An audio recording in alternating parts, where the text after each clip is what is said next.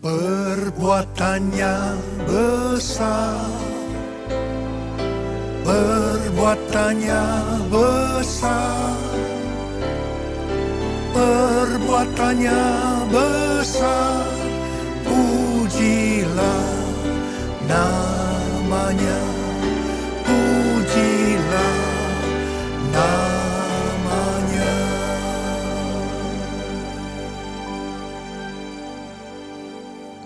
Memasuki bulan Desember, kita merayakan Natal. Natal berbicara tentang kelahiran Tuhan Yesus ke dalam dunia ini. Kelahiran Tuhan Yesus ke dalam dunia ini berbicara tentang kasih Allah yang luar biasa kepada dunia ini. Yohanes 3 ayat 16 berkata, "Karena begitu besar kasih Allah akan dunia ini, sehingga telah mengaruniakan anaknya yang tunggal, supaya setiap orang yang percaya kepadanya tidak binasa, melainkan beroleh hidup yang kekal." Tuhan Yesus datang ke dalam dunia ini untuk menyelamatkan umat manusia. Akhir-akhir ini, pengajaran tentang keselamatan menjadi perdebatan dalam jemaat. Dulu hanya terbatas di antara para ahli-ahli teologi, tetapi sekarang justru sudah terjadi di antara jemaat. Kita harus mengerti, karena waktunya sudah singkat. Iblis sedang bekerja keras. Kalau bisa lebih banyak orang-orang percaya yang tidak masuk surga. Saya banyak melihat penyimpangan-penyimpangan yang terjadi mengenai pengajaran tentang keselamatan ini, yang justru akan membahayakan bagi keselamatan orang-orang percaya. Sebagai contoh, pengajaran keselamatan dari hyper grace atau kasih karunia overdosis.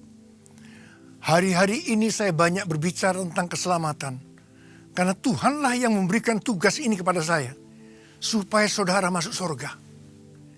Seperti tugas yang Tuhan berikan kepada Nabi Yeskiel sebagai penjaga Israel, Tuhan memberikan tugas yang sama kepada saya. Kalau Nabi Yeskiel tidak melakukan tugasnya untuk menegur seseorang yang berbuat dosa, dan orang itu mati karena dosanya itu, maka Tuhan akan menuntut pertanggungjawaban atas nyawanya kepada Yeskiel. Dan konsekuensi yang seperti itu juga yang akan saya terima kalau saya tidak melakukan tugas ini.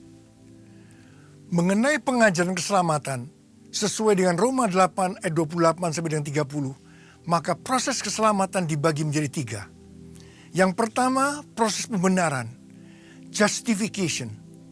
Dan yang kedua, proses pengudusan atau pendewasaan, sanctification. Dan yang ketiga, proses pemuliaan, glorification. Mengenai proses pembenaran atau justification, di sini kita sudah diselamatkan dari hukuman dosa.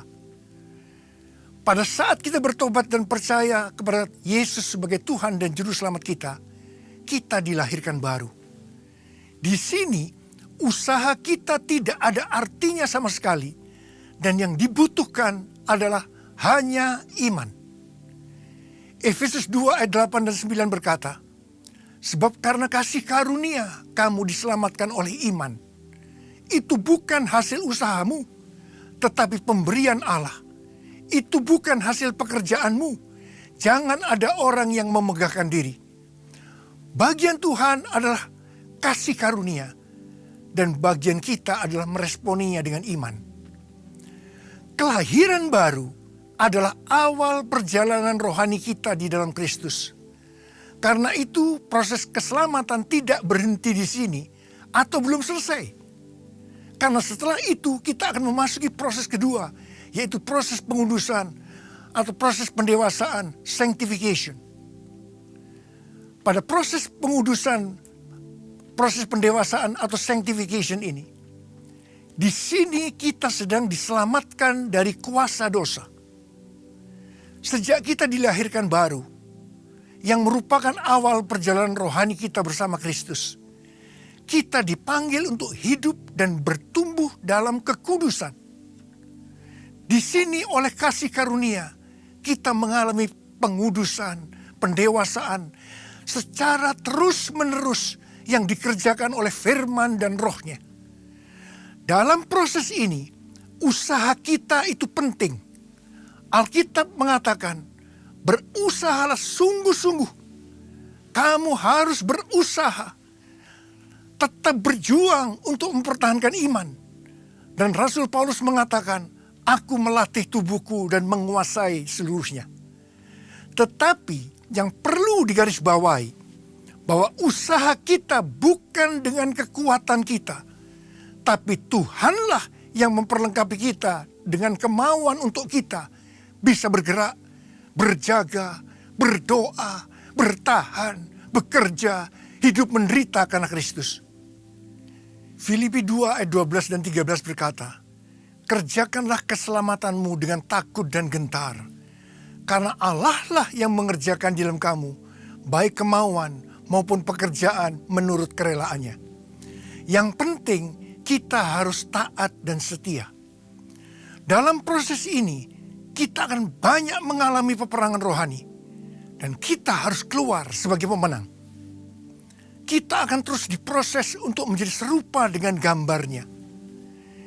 Jika dalam proses ini kita jatuh dalam dosa, akui saja dosa itu dan minta ampun, maka Allah akan mengampuni dosa saudara. Jadi bukannya kalau kita berdosa langsung masuk neraka, tetapi kalau saudara terus-menerus hidup dalam dosa, saudara akan kehilangan keselamatan. Sekarang memasuki proses pemuliaan atau glorification. Di sini saudara akan diselamatkan dari kehadiran dosa. Bagi yang lulus dari proses sanctification, yaitu mereka yang tetap tinggal di dalam Kristus, saudara akan ikut dalam proses pemuliaan. Tubuh ini akan diubah menjadi tubuh kemuliaan dan ikut dalam pengangkatan. Tinggal di dalam Kristus bukan berarti hanya menjadi orang dengan label Kristen, tetapi mereka yang hidup sama seperti Kristus telah hidup, yang menghasilkan karakter Kristus, taat akan firman-Nya, hidup kudus, tinggal di dalam hadirat-Nya. Jadi, Alkitab mengajarkan bahwa keselamatan adalah proses konversi, yaitu perubahan yang terus-menerus sampai pemuliaan atau glorification. Saudara, saya berdoa, semua saudara akan diselamatkan dan masuk surga. Dan selama masih ada di dalam dunia ini, saudara diberkati berlimpah-limpah-limpah. Saya berdoa buat saudara. Mari angkat tangan saudara. Bapa, Engkau melihat anak-anakmu semua. Bapa, hamba-Mu sudah memberitahu pada mereka tentang pengajaran tentang keselamatan. Dan biarlah mereka menangkap semua apa yang Kau katakan hari ini Tuhan. Dan Kau akan memberkati mereka. Engkau akan memberikan keselamatan dan kita semua akan masuk surga. Dan Kau akan memberkati selama masih di dalam dunia ini. Berlimpah-limpah-limpah. Terima. Dalam nama Yesus. Amin. Saya mengucapkan selamat Natal tahun 2015. Dan selamat tahun baru tahun 2016. Tuhan Yesus memberkati saudara berlimpah-limpah. Amin.